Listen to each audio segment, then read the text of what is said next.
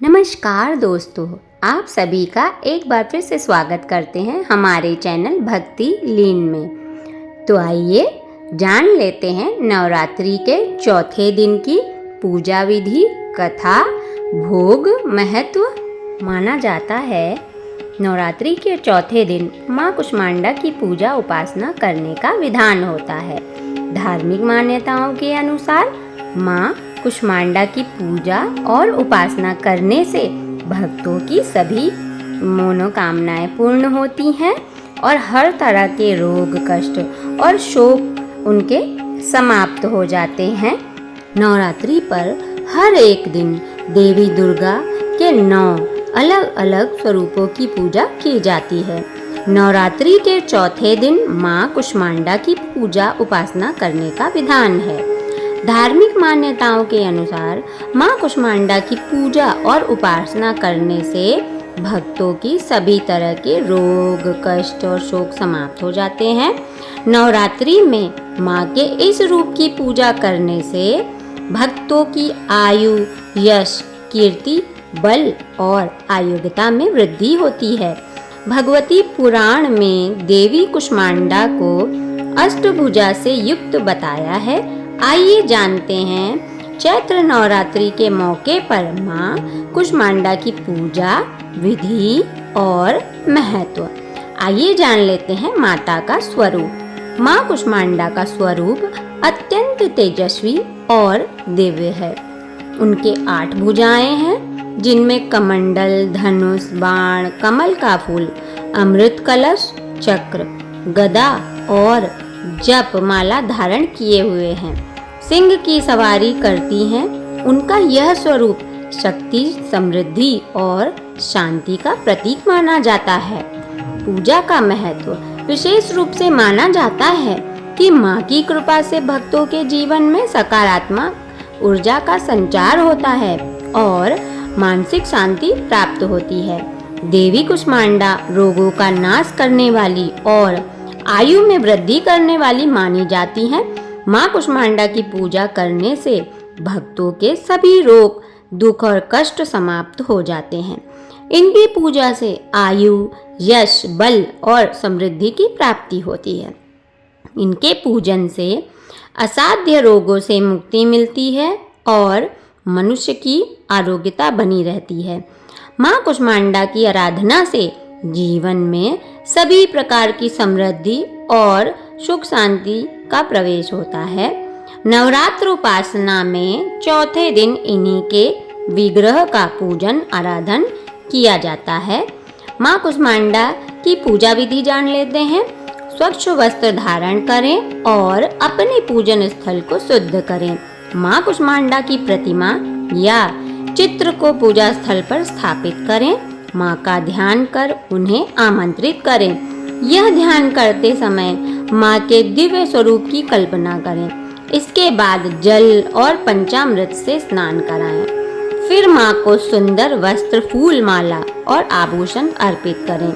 विशेष रूप से कुम्हड़ा, कद्दू का भोग माँ को अर्पित करना शुभ माना जाता है। माँ को भोग में मिष्ठान, फल, नारियल और विशेष भोग अर्पित करें। माँ कुष्मांडा को सफेद चीजों का भोग लगाना शुभ होता है। अंत में माँ की आरती और उन्हें दीपक, धूप और गंध अर्पित करें और इन मंत्रों का जाप करें। या देवी सर्वभूतेषु माँ कुष्मांडा रूपेण संस्थिता, नमस्तस्ते नमस्तस्ते नमस्तस्ते नमो नमः। ओम ऐं ह्रीं क्लीं कुष्मांडा देवी नमः। आइए अब जान लेते हैं माँ कुष्मांडा की व्रत कथा। सनातन शास्त्रों में वर्णित है कि प्राचीन काल में त्रिदेव ने सृष्टि की रचना का संकल्प लिया। उस समय संपूर्ण ब्रह्मांड में घना अंधकार व्याप्त था। समस्त सृष्टि एकदम शांत थी। न कोई संगीत, न कोई ध्वनि, केवल एक गहरा सन्नाटा था। इस स्थिति में त्रिदेव ने जगत जननी आदि शक्ति माँ दुर्गा से सहायता की याचना की। जगत जननी आदि शक्ति माँ दुर्गा के चौथे स्वरूप माँ कुष्मांडा ने तुरंत ही ब्रह्मांड की रचना की। कहा जाता है कि माँ कुष्मांडा ने अपनी हल्की मुस्कान से सृष्टि का निर्माण किया माँ के चेहरे पर फैली मुस्कान से संपूर्ण ब्रह्मांड प्रकाशमय हो गया। इस प्रकार अपनी मुस्कान से ब्रह्मांड की रचना करने के कारण जगत जननी आदि शक्ति को माँ कुष्मांडा के नाम से जाना जाता है। माँ की महिमा अद्वितीय है। माँ का निवास स्थान सूर्यलोक है। शास्त्रों के अनुसार माँ कुष्मांडा सूर्यलोक में निवास करती हैं। ब्रह्मांड की सृष्टि करने वाली माँ कुष्मांडा के मुखमंडल पर जो तेज है वही सूर्य को प्रकाशवान बनाता है। माँ सूर्यलोक के भीतर और बाहर हर स्थान पर निवास करने की क्षमता रखती हैं। माँ के मुख पर एक तेजोमय आभा प्रकट होती है जिससे समस्त जगत का कल्याण होता है। उन्होंने सूर्य के समान कांतिमय तेज का आवरण धारण किया हुआ है। यह तेज केवल जगत जननी आदि शक्ति माँ कुष्मांडा द्वारा ही संभव है। माँ कुष्मांडा का आह्वान निम्नलिखित मंत्रों से किया जा सकता है। या देवी सर्वभूतेषु माँ कुष्मांडा रूपेण संस्थिता नमस्तस्ते नमस्तस्ते नमस्तस्ते नमो नमः। यहाँ पर कथा पूजा पाठ विधि संपन्न होता है। अब हम माता से अपनी त्रुटियों के लिए क्षमा याचना करेंगे। आवाहनम न जनामि विसर्जनम पूजा च न जनामि क्षमत्या परमेश्वरी। अर्थात आवाहन और विसर्जन की विधि मुझे नहीं पता, पूजा की विधि भी मुझे नहीं पता है परमेश्वरी, क्षमा करना। मेरा मंत्र क्रिया और भक्तिहीन है हे सर्वेश्वरी। जो कुछ भी मैंने पूजा में किया है उसे देवी पूर्ण करें। यहाँ पे माता से क्षमा प्रार्थना हमारी संपूर्ण होती है।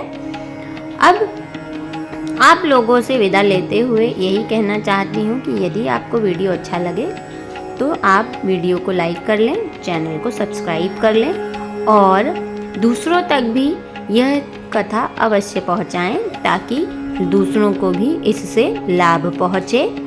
जय हो माँ कुष्मांडा की, जय हो दुर्गा माता की। नमस्कार।